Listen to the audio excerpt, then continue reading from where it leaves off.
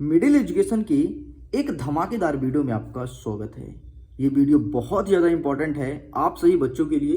देखिए, आपके सामने मैं मिनी बूस्टर डोज लेकर के आ चुका हूँ और कल मॉर्निंग में मेरी कोशिश यही रहेगी कि आपके सामने बूस्टर डोज प्रेजेंट करूँ।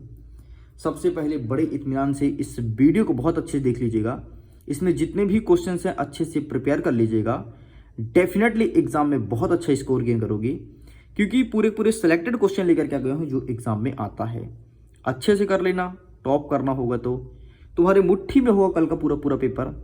तुम पेपर फाड़ोगे, सेंटर के पूरे बच्चे देखेंगे, तुम्हारा एक अलग रुतबा रहेगा, तुमको अलग ही नजरिए सारे स्टूडेंट देखेंगे और तुम पूरा पेपर कल सॉल्व करोगे। मैप को कैसे सॉल्व करते हैं मैप का वीडियो मैं बना दिया हूँ, टेंशन नहीं लेना है। आपके सामने मिनी बूस्टर डोज लेकर के आ चुका हूँ, टेंशन मत लो। मॉर्निंग में बूस्टर डोज आएगा, फायर करोगे, तबाही मचाओगे, सेंटर हिलाओगे, पेपर फाड़ के आओगे। बस तुम मिडिल एजुकेशन की एक बातों को अच्छे से दिल और दिमाग में उतार लो। आपको भी पता है कि जिस प्रकार से मिडिल एजुकेशन ने आप सबको पढ़ाया, शायद ही कोई स्टूडेंट्स ऐसा पढ़ा हो और आपका एग्जाम बेहतर जाए। इसके लिए मैं लगातार कोशिश कर रहा हूँ, रात भर जग करके आपके सामने बूस्टर डोज प्रेजेंट करूंगा। देखो, सबसे पहले पूछेगा जलोढ़ मिट्टी और काली मिट्टी में अंतर क्या है। 100% पता होनी चाहिए कि जलोढ़ मिट्टी होती क्या है और काली मिट्टी क्या होती है। अंतर के अलावा अगर क्वेश्चन ऐसा आ जाए कि जलोढ़ मिट्टी क्या है, काली मिट्टी क्या है, तो भी तुम लिख पाओ, इस काबिल बन जाना। तो जलोढ़ मिट्टी क्या है ये चीज आपको पता होना चाहिए। जलोढ़ मिट्टी मतलब सिंपल सा, नदी द्वारा बहा करके जो मिट्टी लाई जाती है उसे जलोढ़ मिट्टी कहते हैं। जलोढ़ मिट्टी के भी दो प्रकार होते हैं, एक होता है आपका बांगर और दूसरा होता है खादर। पुरानी जलोढ़ मिट्टी को बांगर कहते हैं और नई जलोढ़ मिट्टी को खादर कहते हैं, चीज पता होना चाहिए। अब बोलोगे सर जलोढ़ मिट्टी एक बार और समझा दो अच्छे से। तो देखो, नदी जो होती है, नदी द्वारा बहा करके जो मिट्टी लाई जाती है जिससे आप अगल बगल खेत भी डूब जाता है, ठीक, उसे कहते हैं जलोढ़ मिट्टी। एंड बांगर और खादर इसके दो प्रकार हैं। जो बहुत पहले बहा करके लाई जाती है उसे बांगर कहते हैं और जो अभी नवीनतम बहा करके लाई जाती है उसे खादर कहते हैं। ये एग्जाम में पूछता है। अब काली मिट्टी क्या, इसके बारे में समझ लो। काली मिट्टी का उद्घाटन जो हुआ है, उत्पन्न हुआ है, ये हुआ है ज्वालामुखी से। यह आपका पर्वत पहाड़ हो गया, यहाँ ज्वालामुखी फटा, यहाँ के आसपास भाई ज्वालामुखी से निकलता है गर्म लावा।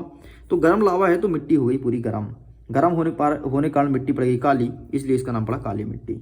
आप देखोगे जब कोई चीज़ जलता है तो जलने के बाद गर्म ही पड़ता है, वो ठंडा नहीं होता है। तो इस प्रकार से जलोढ़ और काली मिट्टी एग्जाम में 100% देखने को मिलेगा। नेक्स्ट दूसरा नंबर कहता है कि एजेंडा 21 क्या है। देखो, पर्यावरण को बचाने के लिए, पर्यावरण को सुरक्षित रखने के लिए 1972 में एक एजेंडा लेकर के आया था, एजेंडा 21। मतलब 21 बातों को ध्यान में रखे थे।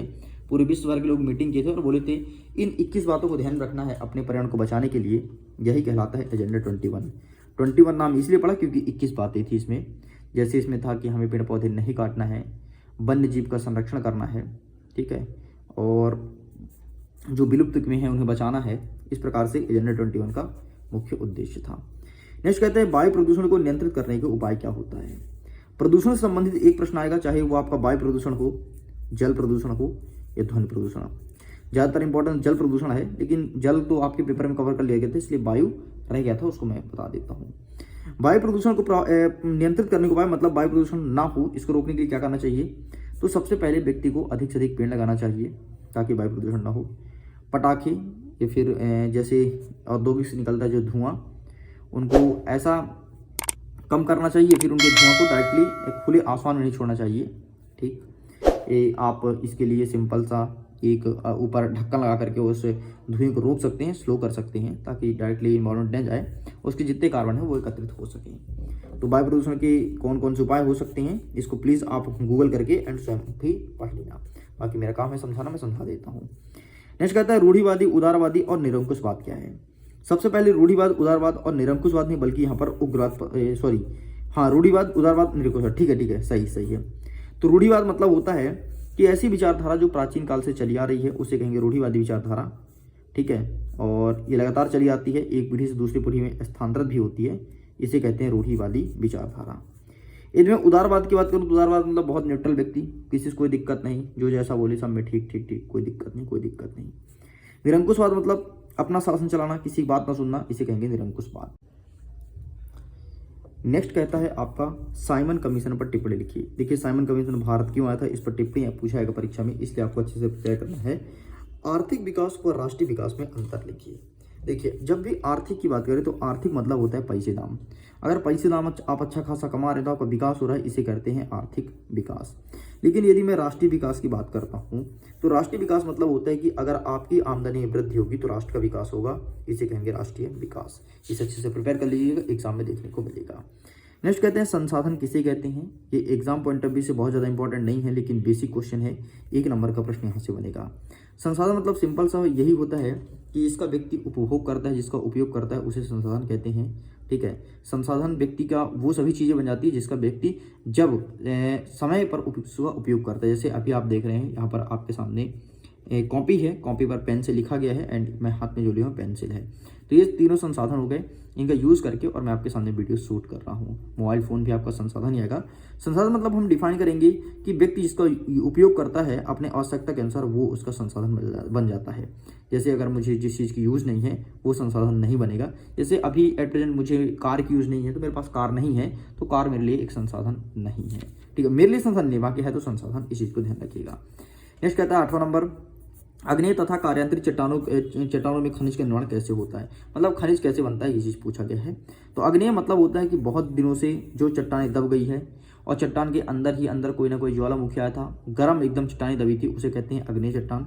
एंड यदि मैं कार्यांतरित चट्टान की बात करूँ तो अग्नेय ही चट्टान और पुराना हो जाता है और पुराना होकर के किसी में कन्वर्ट हो जाता है, जैसे खनिज बन गया या फिर कुछ बन गया, उसे कहेंगे कार्यांतरित। ठीक, तो अग्नेय और कार्यांतरित इस प्रकार से डिफाइन करना है।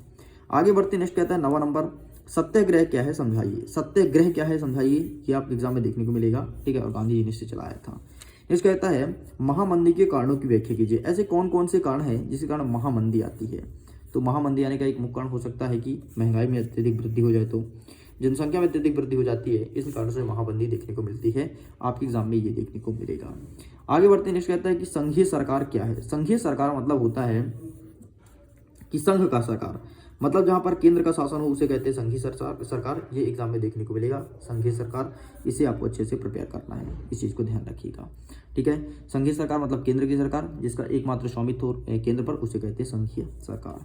नेक्स्ट इसी में 12वां नंबर कहता है कि एकात्मक शासन व संघीय शासन व्यवस्था क्या होता है। एकात्मक मतलब होता है कि जहाँ पर केवल एकल शासन हो, एक ही शासन हो, मतलब एक ही सरकार हो, जैसे केंद्र में, राज्य में कोई सरकार ना हो, उसे कहेंगे एकात्मक शासन व्यवस्था। लेकिन संघीय की बात करूं तो ऐसा शासन व्यवस्था जिसमें 2 सरकार हो, केंद्र में अलग सरकार हो और राज्य में अलग सरकार हो, उसे कहेंगे संघीय शासन व्यवस्था। ये एग्जाम में 100% देखने को मिलेगा। नेक्स्ट कहता है सांप्रदायिकता व धर्मनिरपेक्ष शासन का क्या अर्थ होता है। सांप्रदायिकता और धर्मनिरपेक्ष, सांप्रदायिकता का डिफिनेशन आपको स्वयं बताना है कमेंट में लिख करके, लेकिन धर्मनिरपेक्ष मैं डिफाइन कर देता हूँ।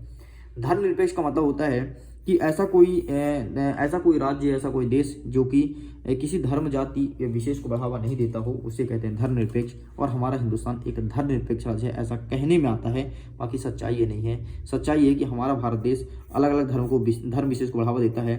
अगर कोई जैसे पार्टी वाले हो गए बीजेपी वाले तो हिंदू धर्म को, और कांग्रेस वाले हो गए तो वो मुस्लिम धर्म को बढ़ावा देती हैं। ठीक है, चलिए आगे बढ़ते हैं। नेक्स्ट हमारे एग्जाम में जो देखने को मिलेगा वो क्वेश्चन है स्वामित्व के आधार पर संसाधन कितने प्रकार के होते हैं। तो स्वामित्व के आधार पर संसाधन आपके 4 प्रकार के होते हैं। निजी हो गया, ठीक है, और आपका सरकारी हो गया, और सहकारी हो गया, और एक और है निजी, सहकारी एक और कोई है, मैं भूल रहा हूँ। ठीक है, तो 4 प्रकार के होते हैं। 4 प्रकार को अच्छे से डिटेलिंग करने एग्जाम में देखने को मिलेगा। नेक्स्ट कहता है बांगर और खादर में अंतर बताइए। तो मैंने आपको पहले ही बताया है कि पुरानी जलोढ़ मिट्टी को बांगर कहते हैं और नई जलोढ़ मिट्टी खादर कहते हैं। एग्जाम में 100% मार्किंग होगी, अच्छे से प्रिपेयर कर लेना। नेक्स्ट स्वर्णिम चतुर्भुज योजना क्या है समझाइए। तो स्वर्णिम चतुर्भुज जब भी पूछे याद रखना कि हिंदुस्तान के 4 बड़े महानगर को जोड़ना ही स्वर्णिम चतुर्भुज कहलाता है। ऊपर उत्तर में दिल्ली है, आपका दक्षिण में चेन्नई है, और पश्चिम में आपका कलकत्ता है, और पूर्व में आपका उत्तर दक्षिण पूर्व, उत्तर में आपका दिल्ली और दक्षिण में चेन्नई, ठीक है, और इधर पूर्व में कलकत्ता और पश्चिम में आपको गुजरात है। इनको जोड़ना ही स्वर्णिम चतुर्भुज कहलाता है। स्वर्णिम चतुर्भुज की योजना के अंतर्गत 2 कॉरिडोर बनाया जा रहा है। एक कॉरिडोर है आपका जम्मू कश्मीर से लेकर के और कन्याकुमारी तक, और दूसरा है गुजरात के पोरबंदर से लेकर के असम के सिलचर तक। इस प्रकार का कॉरिडोर विकसित किया जा रहा है। एग्जाम में 100% मार्किंग होगी, ध्यान रखना। नेक्स्ट हमारा 17 नंबर कहता है रबी और खरीफ की फसलों में अंतर बताइए। तो सिंपल से याद रखना, कभी कभी ऐसे पूछता है कि रबी की फसल का परिभाषा बताओ उदाहरण सहित, खरीफ की फसल का परिभाषा बताओ उदाहरण सहित। लेकिन अगर तुम अंतर प्रिपेयर करो तुम्हारा दोनों क्लियर हो जाएगा। तो रबी की फसलें वे फसलें जो अक्टूबर नवंबर में हो जाती है उसे कहते हैं रबी फसलें, और मार्च अप्रैल में काटी जाती है। लेकिन अगर मैं खरीफ की फसलों की बात करूं तो वे फसलें जो जून जुलाई में बोई जाती है और सितंबर अक्टूबर में काटी जाती है उसे कहते हैं खरीफ की फसलें। अब याद कैसे रखोगे, देखो रबी लिखा है तो रा और बा, तो अक्टूबर, अक्टूबर के अंतिम में क्या है, बा और रा, तो बस सिंपल सा ये बर कर दो, ये रबी कर दो, आपका क्लियर हो जाएगा कि रबी फसलें वे फसलें जो अक्टूबर नवंबर में बोई जाती है उसे रबी फसलें कहते हैं, और खरीफ फसलें जो जून जुलाई में बोई जाती है। इसका अच्छा एग्जाम्पल कैसे याद रखोगे, एग्जाम्पल याद रखने के लिए अगर तुम गाँव से हो तो तुम ये दिमाग लगाओ कि अक्टूबर नवंबर में जैसे कौन सी फसलें बोई गई थी, तो आपके दिमाग में तुरंत आ गया यार गेहूं बोई गई थी, मटर बोई गई थी, चना बोई गई थी, जो कि मार्च अप्रैल में भी काटी जाने वाली है। एंड जून जुलाई में कौन सी फसलें बोई गई थी, तो जून जुलाई में आपकी कौन सी फसलें बोई थी ये दिमाग में क्लिक करो, ठीक है। और जैसे आपका धान हो गया ये सब बोई जाती है और सितंबर अक्टूबर में इसे काटी जाएगी। तो ये डिफरेंस आपको पता होना चाहिए, 200% एग्जाम में देखने को मिलेगा, लिखित देता हूँ। नेक्स्ट कहता है कि वस्तु विनिमय प्रणाली क्या है। अब देखो वस्तु विनिमय क्या है, तो वस्तु विनिमय का मतलब होता है एक वस्तु के बदले दूसरे वस्तु को लेना, इसे कहते हैं वस्तु विनिमय प्रणाली। सपोज करो कि मेरे घर में धान की खेती सबसे अधिक होती है और आप जो वीडियो देख रहा है उसके यहाँ गेहूं की खेती सबसे अधिक होती है, तो मैं बोलूंगा कि बेटा मुझे गेहूं चाहिए, मेरे घर में गेहूं नहीं है, तुम बोलोगे ठीक है सर हमें धान दे दो, तो हम तुमको एक बोरी धान देंगे और तुम हमको एक बोरी गेहूं देखो, इसे कहेंगे वस्तु विनिमय। मतलब एक वस्तु के बदले दूसरे वस्तु को लेना ही वस्तु विनिमय कहलाता है। लेकिन अब की प्रणाली वस्तु विनिमय नहीं बची है, अब बल्कि मुद्रा विनिमय हो गया है। अब लोग वस्तु के बदले वस्तु नहीं देते बल्कि वस्तु के बदले मुद्रा का डिमांड करते हैं, इस चीज को ध्यान रखिएगा। कांडला बंदरगाह की विशेषता लिखिए, सबसे पहले भारत देश से सबसे बड़ी बंदरगाह है, यहाँ पर सामान का लोडिंग एंड अनलोडिंग होता है, इस चीज को ध्यान रखना, ठीक। तो इसका विशेषता आप देख लेना। एक चीज बता देता हूँ, बंदरगाह और पतन में क्या अंतर होता है ये चीज तुमको पता होना चाहिए, बंदरगाह और पतन में क्या अंतर होता है, ठीक, ये चीज ध्यान रखना। तो जहां जहाज रुकता है उसे कहते हैं पतन, और बंदरगाह जहां पर सामान की लोडिंग और अनलोडिंग की जाती है, बाकी इसमें अंतर आप अच्छे से देख लेना, इस चीज को ध्यान रखना। नेक्स्ट कहता है कि राजनीतिक दल के कार्य क्या होते हैं और उनकी समक्ष कौन कौन सी चुनौतियां होती हैं। तो राजनीतिक दल के कार्य क्या होते हैं, सबसे पहले कोई भी पॉलिटिकल पार्टीज होता है चुनाव लड़ता है, ठीक है। इसके बाद सरकार बनाती है, सरकार बनने के बाद सरकार की आलोचना करती है, सरकार की कमियों को उजागर करती है, सरकार और जनता के बीच वो एक मतलब मध्यस्थता काम करती हैं, इस प्रकार से इनके कार्य हैं। एंड इनके सामने चुनौतियां कौन कौन सी ये भी आपको अच्छे से प्रिपेयर करनी है। नेक्स्ट आपके एग्जाम में आएगा सविनय अवज्ञा आंदोलन पर टिप्पणी लिखिए। देश की पहली रेलगाड़ी कब और कहाँ चली थी, देश की पहली रेलगाड़ी 1853 में ये चली थी मुंबई से ठाणे के बीच, मुंबई से ठाणे के बीच, ठीक, ये चीज ध्यान रखना। देश की पहली रेलगाड़ी 1853 में मुंबई से ठाणे के बीच चली थी, ठीक है। नेक्स्ट कहता है अर्थव्यवस्था को कितने क्षेत्रों में बांटा गया है, तो अर्थव्यवस्था को 3 क्षेत्रों में बांटा गया। पहला हो गया आपका कृषि, दूसरा हो गया आपका उद्योग और तीसरा हो गया आपका सेवा क्षेत्र। एग्जाम में 100% आएगा, इस चीज को ध्यान रखना। पहला हो गया कृषि, दूसरा उद्योग, तीसरा सेवा क्षेत्र। कृषि के अंतर्गत तो वे सभी चीज आती हैं जो प्राथमिक क्षेत्र होता है, मतलब ऐसा कह सकते हो जिससे चीजें बनती हैं, जैसे आपका गन्ना हो गया जिससे शक्कर बनती है, ठीक है। आपके कपड़ा मिल से सूती वस्त्र उद्योग हो गया, है ना। और इसके अलावा आपका जूट हो गया, ठीक है, पटसन हो गया, ये सब आपके अर्थव्यवस्था के पहले क्षेत्र के अंतर्गत आएगा। इसके अलावा जो जैसे कुक्कुट पालन, बकरी पालन, भेड़ पालन, ये सब प्राथमिक क्षेत्र अर्थात कृषि के अंतर्गत ही काउंट किया जाता है। नेक्स्ट कहता है उद्योग, उद्योग मतलब इंडस्ट्री, जैसे आपका गन्ना उद्योग हो गया। देखो गन्ना से संबंधित जो आपका चीनी उद्योग हो गया, गन्ना जो बनेगा वो पहले उद्योग में आएगा, कृषि में, ठीक है। लेकिन जो चीनी आएगा वो आपके द्वितीयक उद्योग में आएगा। चीनी हो गया, कपड़े वाला मिल हो गया, ये सब इसमें आएगा। एंड सेवा में जैसे संचार हो गया, परिवहन हो गया, और जो मैं तुमको पढ़ा रहा हूँ ये सब सेवा क्षेत्र के अंतर्गत ही काउंट किया जाएगा। एंड अर्थव्यवस्था के तीनों क्षेत्रों को अच्छे से देख लेना, एग्जाम में 200% देखने को मिलेगा। नेक्स्ट कहता है संरक्षित, आरक्षित और रक्षित वन किसे कहते हैं। तो देखो संरक्षित वन मतलब वे वन जिन पर सरकार की कड़ी पाबंदी होती है, जहां पर पशु चारण करना या फिर पेड़ काटना सख्त कानूनी अपराध होता है, और अगर ये सब आप करते हो तो आपको जेल भी जा सकता है, इसे कहते हैं संरक्षित वन, ठीक है। आरक्षित वन किसे कहते हैं, वे वन जहां पर एक सेकंड सॉरी संरक्षित वन में आप पेड़ काट सकते हैं, थोड़ी गलती हो गई। संरक्षित वन में आप पेड़ काट सकते हैं, कानूनी अपराध तो होता है, दंड भी होता है, लेकिन इतना ज्यादा नहीं होता है, ठीक है। लेकिन आरक्षित वन में सबसे अधिक दंडित किया जाता है। अगर तुमने पेड़ काट लिया, पशु को चरा भी लिया, यहाँ पर घूमने भी चले गए, यहाँ पर तुम जाकर के फोटो तक खिंचा लिए खड़े होके, तो तुमको दंडनीय माना जाएगा और तुमको इसके लिए जुर्माना भी अच्छा खासा भरना पड़ेगा, इसे कहते हैं आरक्षित वन। संरक्षित वन में तुम घूम सकते हो, जा सकते हो, पशु को चरा सकते हो लेकिन ज्यादा मात्रा में नहीं, पेड़ को काट सकते हो लेकिन इसके लिए जुर्माने का प्रावधान है वो कम है। जो तुम्हारे गाँव के आसपास होगा जहाँ पर फॉरेस्ट गार्ड रहता है ना, वो संरक्षित वन होता है। आरक्षित वन मतलब आपका जैसे हो गया टाइगर प्रोजेक्ट हो गया, अभ्यारण्य हो गया, ये आरक्षित वन। और रक्षित वन आपका जो रक्षित वन है वो आपके इसी में काउंट किया जाता है संरक्षित वन में, ठीक है। इसके अलावा एक और वन होता है आवर्गीकृत वन। आवर्गीकृत वन मतलब ऐसा वन जिसे तुम स्वयं लगाते हो उसे कहते हैं आवर्गीकृत वन। तो रक्षित वन और संरक्षित वन दोनों सेम है। आप किताब में अगर रक्षित हो या संरक्षित हो तो कंफ्यूज मत होना। नेक्स्ट कहते हैं जलियांवाला बाग हत्याकांड पर टिप्पणी लिखो। तो देखो रॉलेट एक्ट आया था 1919 में, कहानी 19 क्या था, रॉलेट एक्ट आया था 1919 में। रॉलेट एक्ट मतलब एक ऐसा कानून जो कि सरकार हम लोग के लिए बनाती थी, लेकिन हम लोग उसे पालन नहीं करते थे, उसे कहते हैं रॉलेट एक्ट। 1919 में आया था। इसका विरोध करने के कारण हम सब ने एक साथ हुए थे, एक साथ एकजुट हुए थे। तो क्या किए थे अंग्रेजों ने, कांग्रेस के 2 अधिकारियों को कब्जे में ले लिया था। पहला था डॉक्टर सैफुद्दीन कुचालू और दूसरे का नाम क्या था, सैफुद्दीन कुचालू, और एक और कोई था डॉक्टर और कोई करके था, हम नाम मैं भूल रहा हूँ। इन दोनों को, एक कांग्रेस के बहुत प्रभावशाली नेता थे, इनको अंग्रेज ने कैद कर लिया था। तो हम सब ने एकजुट हुए, यार इनको छुड़ाने की बात करते हैं, बोलते हैं छोड़ दो। तो हमने सब जलियांवाला बाग, एक ग्राउंड है जो कि पंजाब में है, वहां पर हम लोग गए। अमृतसर में जलियांवाला बाग एक ग्राउंड है, वहां पर सब एकत्रित हो गए और हम लोग शांतिपूर्वक आंदोलन करने लगे। भाई उनको छोड़ दो, उनकी कोई गलती नहीं है, उनको छोड़ो। तो एक व्यक्ति आया जनरल डायर नाम का, उसने गोली चलाना स्टार्ट कर दिया। अपने सभी सैनिकों को बोला कि गोली चलाओ, खूब मारो। और फाइनली उसने गोली चलाई तो हमारे यहाँ से 1 से 2 हज़ार लोग घायल हुए थे, घायल की मृत्यु हो गए थे, एंड 3 से 4 हज़ार लोग घायल हुए थे। ये था आपका जलियांवाला बाग हत्याकांड। नेक्स्ट कहता है रेशम मार्क और टिप्पणी, सिंपल से यार, जहां से रेशम का व्यापार होता है उसे रेशम मार्क कहते हैं।